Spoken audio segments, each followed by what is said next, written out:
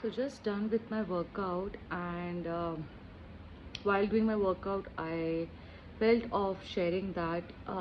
अधिकतर ऐसा होता है, most of the time it happens कि जब भी हमारे संग कुछ होता है किसी भी तरीके से, हमें दूसरे को कसूरवार ठहराने की बहुत आदत हो जाती है कि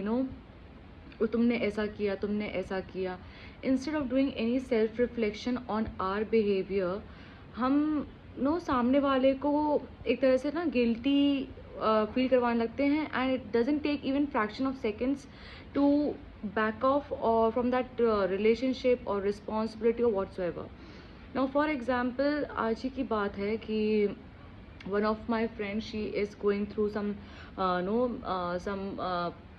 bound borderline disorder, and उसके जो पेरेंट्स अभी यहाँ पर आए हुए हैं, तो while talking to her parents उसके फादर ने कुछ उसको बोला, and it just triggered her some childhood trauma जो उसकी थेरेपी चल रही है, एंड उसके पेरेंट्स फॉर अ विजिट यहाँ पर आए हैं करके, and all of a sudden she called me also over the lunch, and all of a sudden उसके फादर ने कुछ शायद मजाक मस्ती में कुछ ऐसी चीज़ बोल दी जो आई couldn't get it, but then उसको कहीं पे हिट हुआ, like it just triggered that some point of hers, and फिर उसके फादर ने वहाँ पे ब्लेम गेम खेलना शुरू किया कि इतनी बड़ी हो गई हो और तुम में अकल नहीं है, घर पे लोग आए हुए हैं, all that blah blah. But then I realise that you being the father, you being the nurturer of that child, उस बच्ची का आप समझ ही नहीं पाए, आपकी खुद की बेटी का आप समझ नहीं पाए कि उसका ट्रॉमा क्या क्या है। Instead you being the one जिसको हील करना चाहिए, बिकॉज जो उसके ट्रॉमाज हैं उसके आप बहुत बड़े एक पार्ट हो, like you are one of the creators, और one was not there as a father या एज अ सुपर एक मेल जिसको वो देखती है या जिसके लिए वो इमेजिन करती है कि ऐसे मेरे कोई पार्टनर मिले, या you look forward to your father. तो मुझे काफ़ी बुरा लगा, and then she went to the room and she lock the door, and I know what has happened in the past. She has shared with me, what feelings she gets and all that stuff. तो बस मुझे यही लगा कि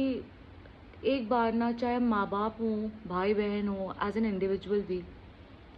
जब हम किसी का कुछ जानते हैं, हमें पता है कि उसके पास्ट में क्या हुआ, जब हमें पता है कि उसके करंट में क्या उसकी थेरेपीज चल रही हैं, it's just a very human, एक ह्यूमैनिटी लगती है कि अगर आपके संग उतना नहीं हुआ और आप इमेजिन नहीं कर पा रहे कि वो किस पेन से निकल रहा है वो इंसान, इतना तो मतलब एटलीस्ट कर सकते हैं कि हम उसके वो ट्रिगर पॉइंट्स को और इग्नाइट ना करें, जहाँ पे जिस थेरेपी के लिए वो इंसान लगा हुआ है, अपनी लाइफ बचाने के लिए वो ट्राई तो कर रहा है, एटलीस्ट वो जा तो रहा है, थेरेपीज तो ले रहा है, वो साइकेट्रिस्ट या साइकोलॉजिस्ट के पास जा तो रहा है। बहुत सारे लोग तो हिम्मत भी नहीं कर पाते जाने की, they just give up, and at least she is trying for it, she is going. तो एटलीस्ट हम थोड़ा बहुत सपोर्ट में ये कर सकते हैं कि उसका पास्ट ट्रॉमा ना समझ पाए, पर हम इतनी कोशिश कर सकते हैं कि उसको और इग्नाइट ना करें। So that's it from my side. Self reflection is a very big thing that we all need to do, and we all should do also. Take care guys, good night.